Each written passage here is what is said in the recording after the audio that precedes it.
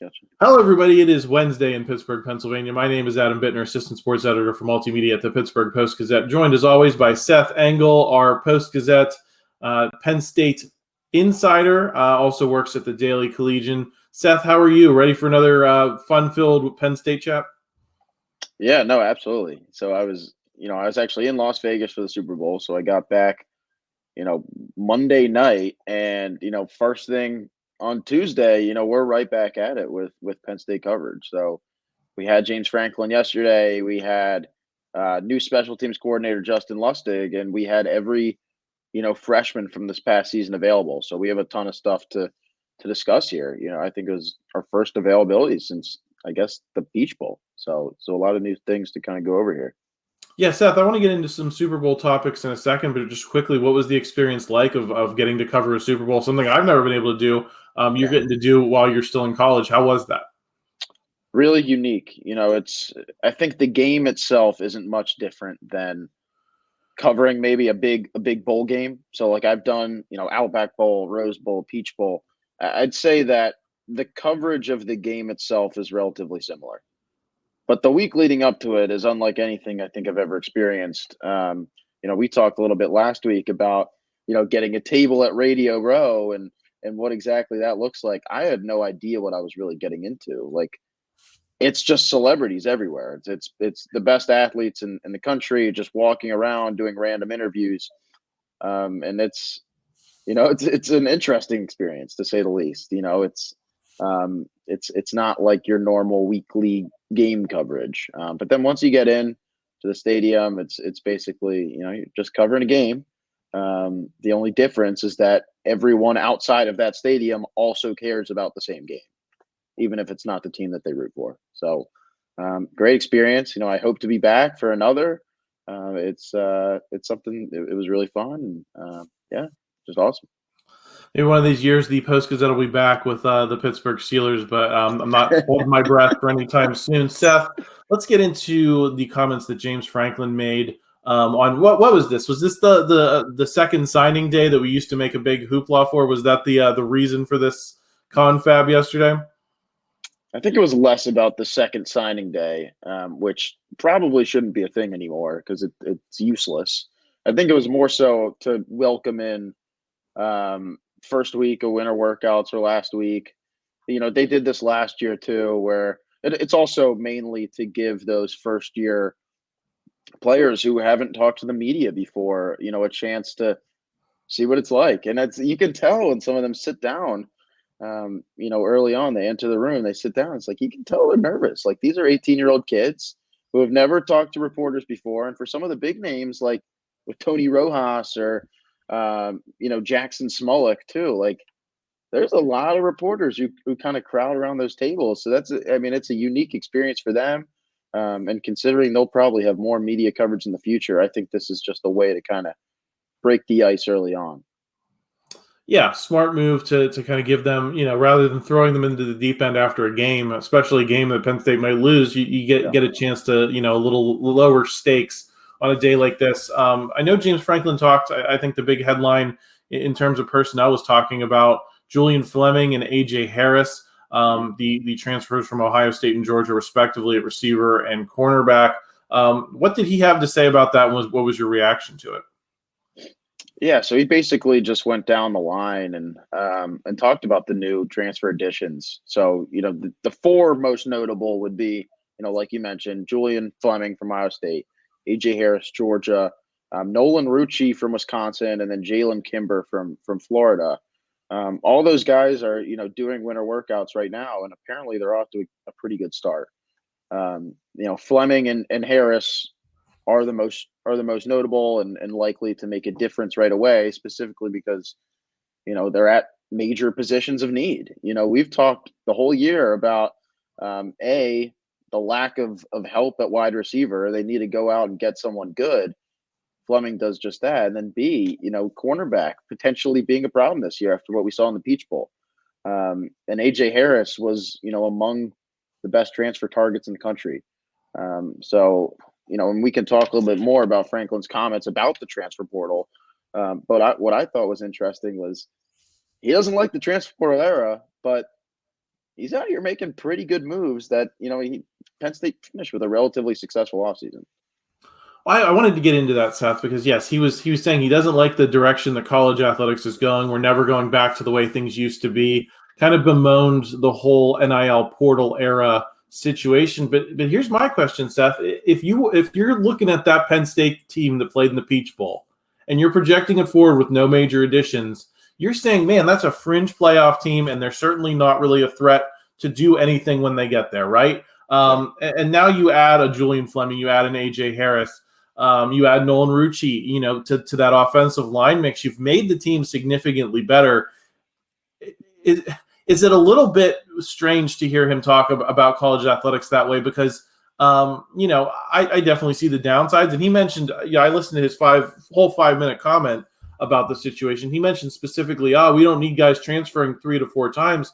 Seth, I don't think that that's typical.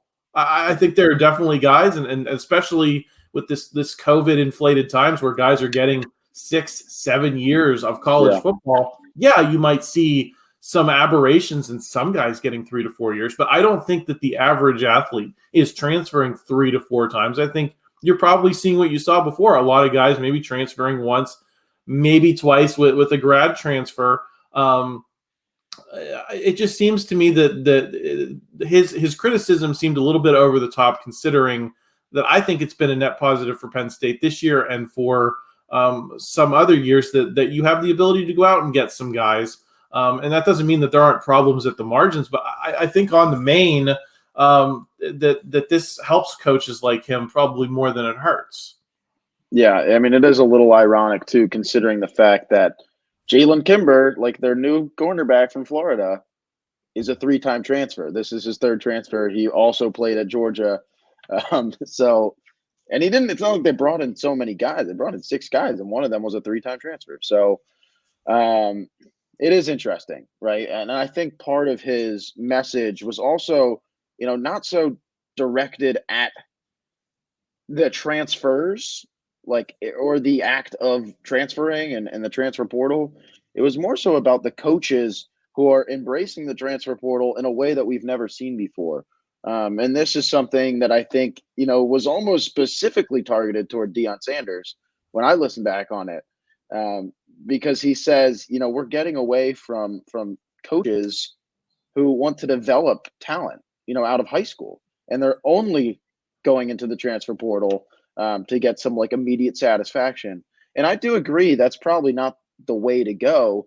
And his whole thing is we're attracting the wrong people into college football, and people are leaving college football because now they're dealing with a league that they didn't, want to join when they entered college football, which I understand, but this is where we're at. This is until there are some guardrails and some changes, maybe from the NCAA, maybe from someone else. I don't know who, but it is a bit of a mess right now.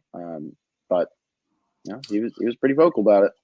Well, I can see his point that it is probably definitely harder to coach than at any point in the past, right? Because now you've got to re-recruit your own roster. But and he alluded to this at the top, and I think it's fair. Well, that's what the money is for, right? I mean, there's all this money flowing around the coaching ranks. There's all these extra coaches. I mean, these coaching staffs are huge. I think Penn State probably has a bigger staff than the Pittsburgh Steelers do, Seth. And that's what the money is for. I love that Mad Men quote. I mean, it's not 1985. It's going to take more work, but I think it's generally a better thing for athletes that they have the availability. And I think the whole Dion Sanders phenomenon is a little bit overstated in a couple of ways, in that he didn't have as much success as it was touted. He had a nice start to the season, but they mostly lost after that point. Turning the entire roster over helped them improve by a few games, but it did not, I don't think anyone's looking at the Dion Sanders model and saying that's how you team build. Yeah. I think you look at it and say he came into a already disastrous situation, got a number of guys who probably shouldn't be playing at that level out of there. And now, I mean, he's not turning over his roster that much this offseason, right? Because those are his guys that are in there. And I would say number two, it's frustrating when the media kind of gives their shtick, right? And I think Dion Sanders was named Sportsman of the Year, or the Colorado program was named Sportsman of the Year for transforming college football. I mean, that to me is more of a media creation, Seth, right? Than it's more like media people from the sideline cheering it on than like there's this rash of Dion Sanders around the sport. I don't see that either. And I've said this kind of going back to the summer with the conference realignment stuff, that I think a lot of this sense that the college athletics is, going to be unrecognizable and completely different is a little bit overstated. Of course the Pac-12 goes away, and I don't like how that situation went down, but I think there's some positives to conference realignment as well. I think you brought back a number of rivalries that weren't there. You have a little more variety in the schedule. You have more big games, and you're having less of the schedule filler. I think that there's positives and negatives with everything. And I just wonder why he seems so down on the negatives compared to what I think are some of the positives. Yeah. And this goes back to, I think his original point was he cares about the student athletes. At least this is what he says.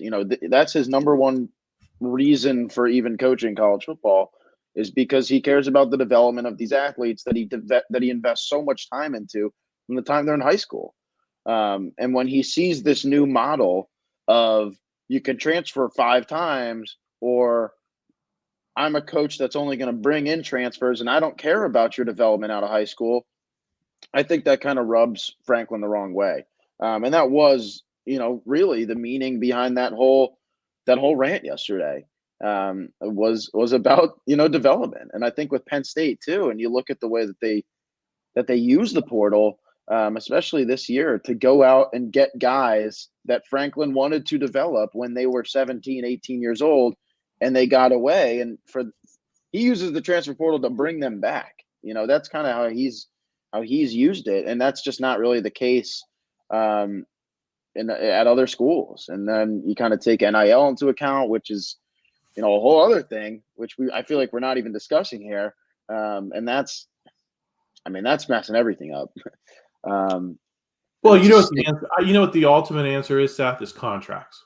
Yeah. That's where I think that this is heading. And you have a 1-year contract, you have a 2-year contract, or if you're Penn State, you say, we're going to invest in a 4-year contract for this guy because we want him here for his whole, college career. I mean, it's got to be, to me, that's the solution, right? To this transfer situation, having to re-recruit your whole roster, is you're coming out of high school, and based on what the coaching staff thinks of you, they offer you 1, 2, 3. I mean, it's no different than the way your average NFL team works, where you want to lock up the good players for longer. And I guess people are not going to like that as much, Seth, but I think that is probably closer to what the old college football was than the world that we're living in now. Yeah, but we would need, athletes would need to be technically employees of the university, which, with Dartmouth now, taking a next step in that direction, who knows how soon this is going to be. It probably won't be soon, but, maybe next couple of years, maybe next year, 2 years, maybe something happens and we start to see some contracts. But I do agree, that's the even playing field right there. That's how you get rid of the mess. Because right now it's free agency, but there are no guardrails. You can leave whenever you want. You can go wherever you want. And I don't think that's sustainable. I don't think anyone does. So. Yeah, and Seth, here's the thing though, is that I also don't necessarily believe that other programs don't have relationships with these guys either, though. I mean, I was going to bring up the point of, yes, Julian Fleming was a guy that they thought was coming. He said that in his comments yesterday, that he thought was coming to Penn State, ends up going to Ohio State. Nolan Rucci, someone that they were recruited hard. I remember it was a huge recruiting loss when it happened, and he went to Wisconsin because he was a big in-state guy. He was exactly the type of player, at the time that I think a lot of Penn Staters felt like they were lacking, a big 5-star offensive lineman to kind of help them in the trenches. They don't get it. And there was a lot of scrutiny on James Franklin at the time. I think it's wise to recruit that way. But I find it hard to believe that the teams are just grabbing random guys without really any kind of relationship at all, A. And B, I don't know that that's a competitive advantage, Seth, to just be throwing out, offers to random guys in the portal and saying, come on in here, we got a spot. I think sometimes you end up with, I don't want to call him out specifically, but a Dante Cephas situation where it just never clicked here. I think if you're doing that at scale, Seth, and you're saying we're going to bring in 10, 12, 20 guys like that every year, that I don't know that that's a competitive advantage. Do you? Yeah, I mean, to be fair, Dante Cephas had, 3 high school teammates on, or 2 high school teammates on that team. Right. And he still just really couldn't fit in. But, I think it's happening. We bring back Colorado again. Like, it's not like all the guys they're bringing in have connections to Dion Sanders. It's not like Dion knows them and recruited them out of high school. Like, he just joined. Like he just came here. You know what I mean? So they're just making those relationships now, and they're saying, well, this is Dion. Shedeur Sanders is there, so I'm gonna pack my bags and go to Boulder. And I know it's not the case at every school, but like it is that way at a lot of schools, where it's just kind of like, oh, I want to go to Alabama. I'm going to go to Alabama now because I can. And it's it's a bit of a mess. I do see your point though. Teams are definitely targeting the prospects that they already have relationships with. But there definitely are people going from a North Texas to somewhere else that's strange. You know what I mean? Oh yeah, I believe that it's happening, Seth. Yeah. I think it's more of like, do I believe that it's making programs? And I just haven't seen a program yet where I'm like, I don't believe that it's taken a program from one rung on the scale to another rung, and you say, wow, I mean, that's the new model now. Other than the fact that Dion Sanders did it with a lot of celebration, and he went from a program that was dramatically terrible to just regular bad. You know what I mean? Until we see it actually work, I don't think that model is going to, really look good at all. And I think by the time I think Ole Miss is probably the best example we've got of it actually kind of working. I agree. Yeah, but I mean that was only this offseason too, because it's not like they were a great portal team, in previous years. I think they're just going all in this offseason. And we'll see if it plays out next year. They should make the playoff, 12 teams, and they have a pretty loaded roster, arguably the best transfer class in the country. They also just lost their starting running back. See, that's the weird thing to me is when you're destined to make the playoffs. You just brought in a bunch of portal pieces, and then your starting running back, your star running back, Quinshon Judkins, just leaves. Like that's to me, that's like what are we doing? Yeah, and he goes to Ohio State, and I think running back. And I think that is part of the thing with development that I go back to the Cam Johnson situation when he was at Pitt and he wanted to transfer to North Carolina, and what a furor it rose because James Franklin alluded to this a little bit too, how coaches tried to prevent transfers to programs within their conference to programs they felt were competitors, specifically because I think you want to avoid everyone transferring up, right, Seth? And I think that's bad for college football if a player has a great season at one level, has a great season at a mid-level Big 12 team and ends up going to Alabama, right? Or if you're Cam Johnson at Pitt, you have a good season at Pitt, you end up at North Carolina. And then what did Pitt get for its development of you for the 2 years that you were there? I think there's a big picture conversation to be had about the health for the sport. But, in terms of the ecosystem, I guess sometimes I think things are a little bit overstated, and yes, it's harder for the coaches, but it should be harder. I mean, that's what you're making all the money for at these schools, and if it's better for the athlete to have opportunities, I think that's better than the other way around, where some of these guys make mistakes out of high school, right, and they never recover from them. Their careers never recover. I'd rather have a situation where a Julian Fleming or a Nolan Rucci can come back to Penn State, use that relationship, and maybe correct a mistake that they might have made before. Seth, I know Justin Lustig, the new special teams coordinator, was also introduced yesterday. What did you hear from him, and what are your thoughts on him taking over the special teams group? I mean, from all accounts, it seems like a good fit. He was well-spoken. He's an Erie, Pennsylvania native. He's known Franklin for a number of years, and he has head coaching experience. And Penn State is kind of a job where when you're focused on the special teams, Penn State's special teams units have been particularly good in recent years.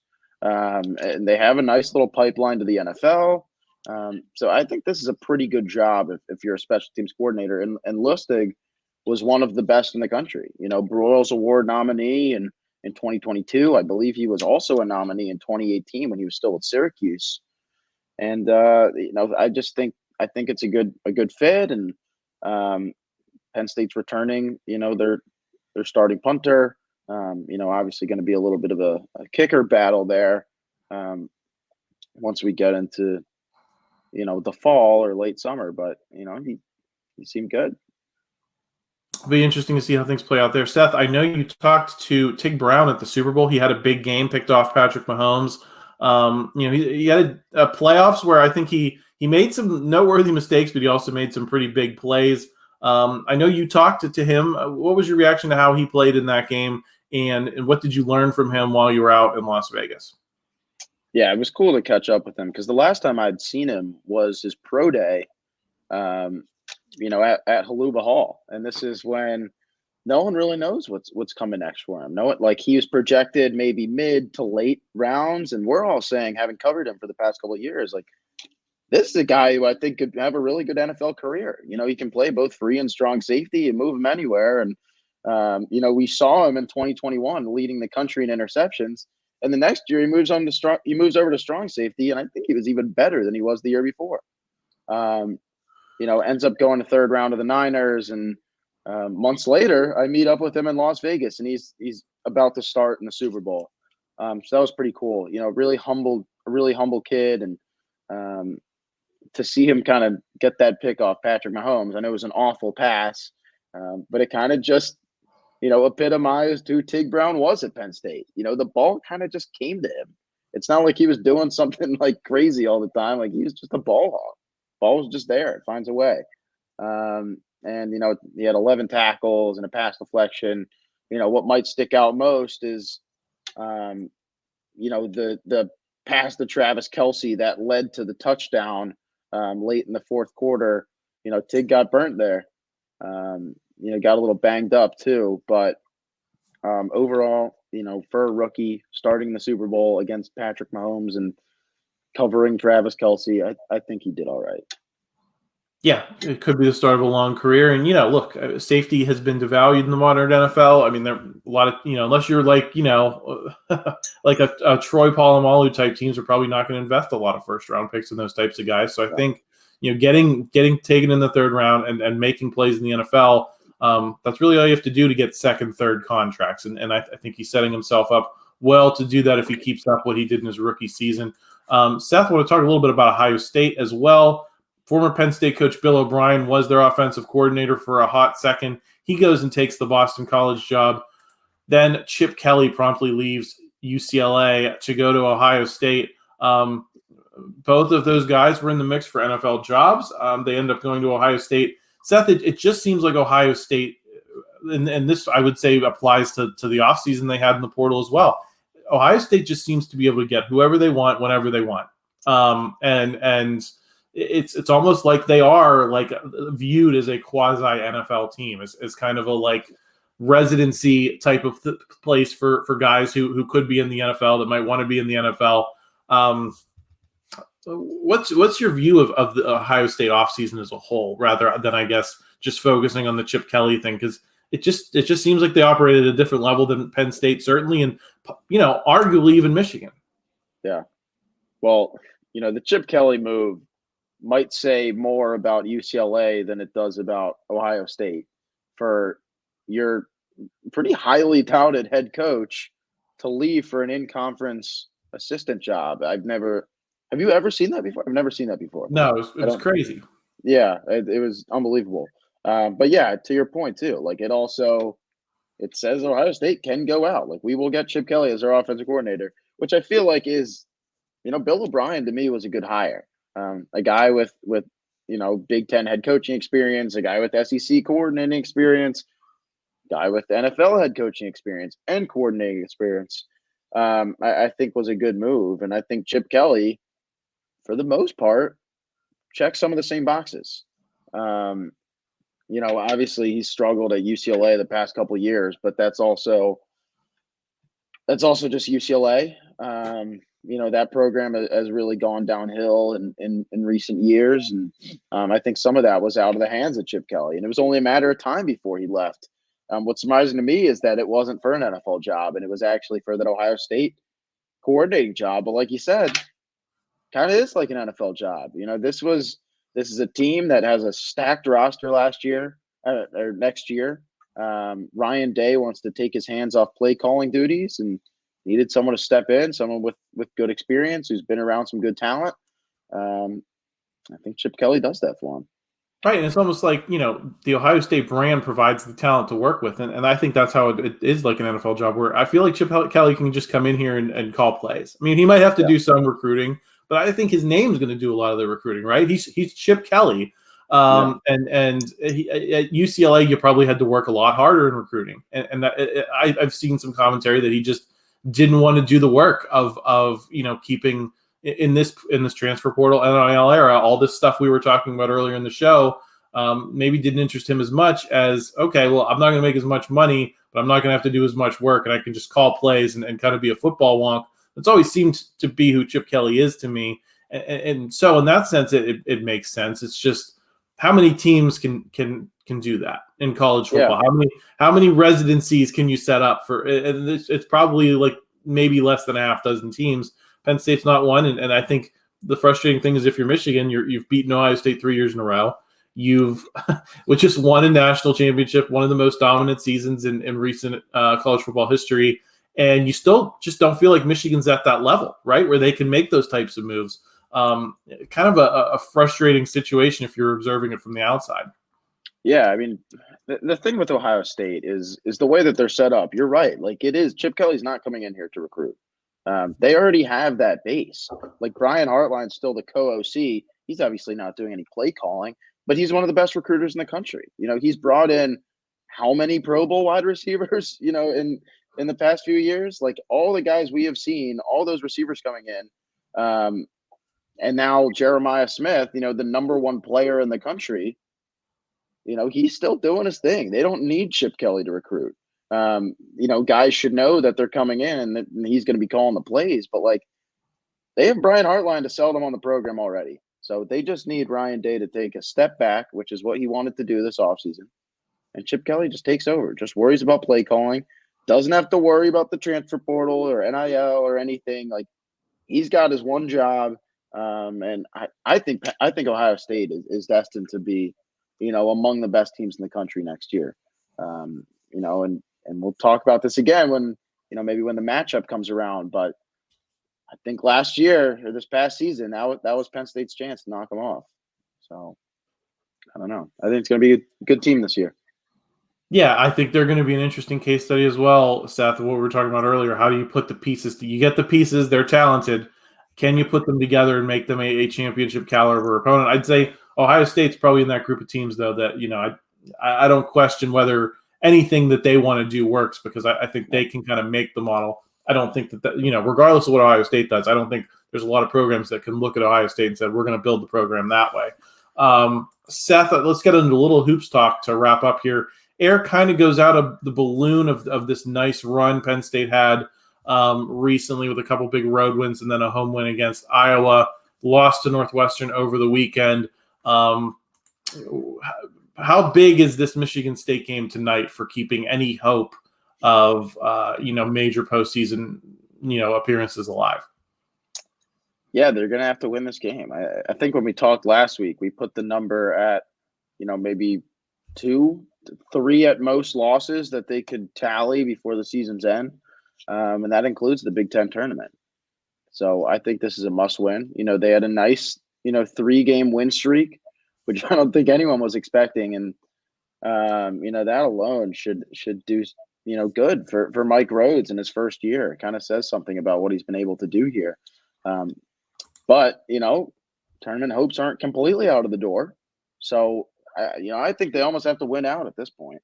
And, to get a win over Michigan State, having already got a pretty significant win over Wisconsin earlier in the year, to get another big win here, I think could be huge, especially when you're trying to battle for a spot when you don't necessarily have, the most beautiful record in the world. But the the NIT is still, up for grabs, and it's possible Penn State, gets a spot there as well. Yeah, I was going to ask you about that. I think it's so unfortunate stuff because I think for most of the season, this team has played like a team that should be, flirting with the bubble. It was those 3 losses in Florida. It just seemed when they went to that preseason tournament over Thanksgiving and lost all 3 games. I think that's probably where the tournament hopes died. Because even if you play decent basketball like they have since that point, that it just kills you, right? I mean, it just destroys your chances. And so I think that's unfortunate. But Seth, what do you think the potential here is for this program to make an NIT run that people care about? Because I think, Penn State has in its recent history kind of made the NIT a stepping stone on a couple of occasions. You had the Taylor Battle Nittany Lions. They go on, they win the NIT. Beat Luke Herringody in Madison Square Garden in a game that tons of Penn State fans showed up at. They filled the Garden in what was that, 2008, 2009. Then I think, what was it, 2016, 17, somewhere in that neighborhood. Yeah. I think maybe it was a little bit later. What was the last year they won the NIT, Seth? I think it was like 2018. Tony Carr, Lamar Stevens. Yeah, it was like 2017, 2018 or something. And that was kind of the formation of that team that went on to be really strong in 2019, 2020, that ended up being ranked in the top 10 of the country at one point.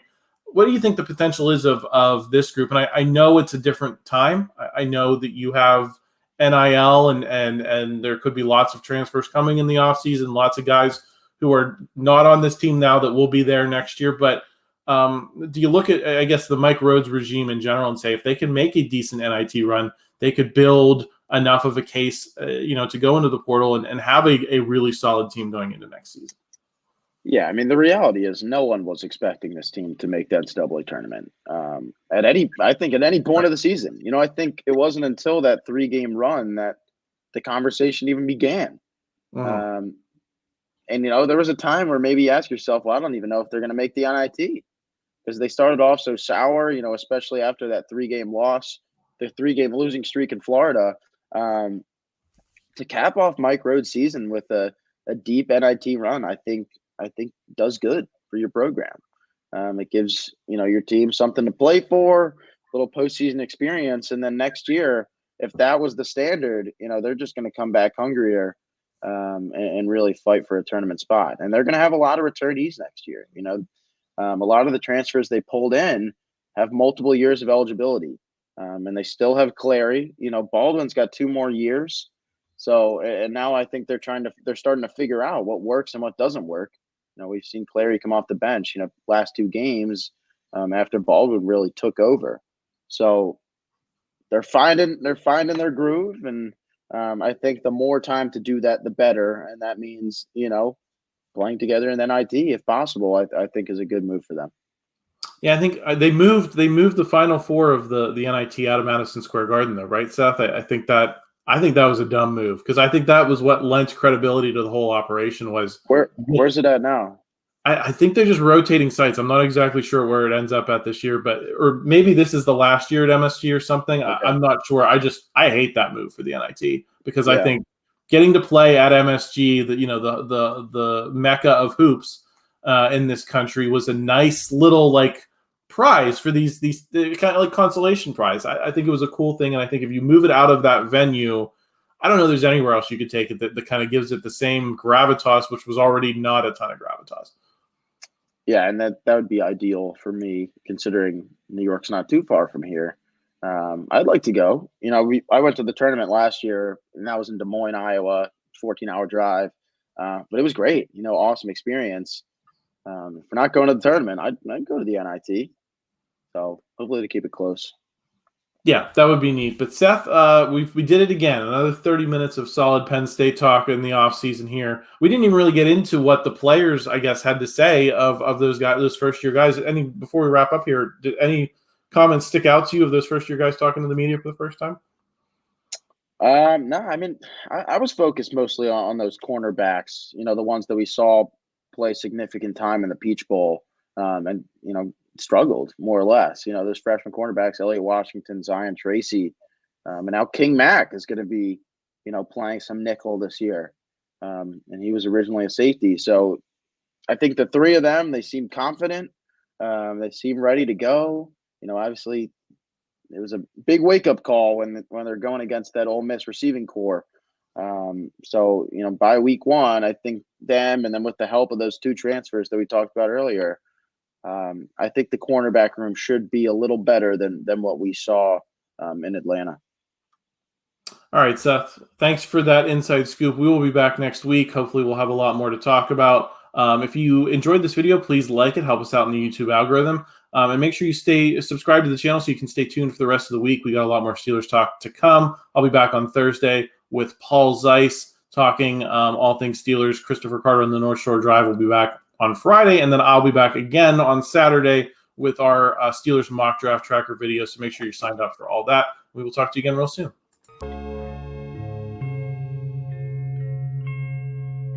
Thank you for checking out this content from Post-Gazette Sports. If you watch this video on YouTube, please like the video and subscribe to our channel.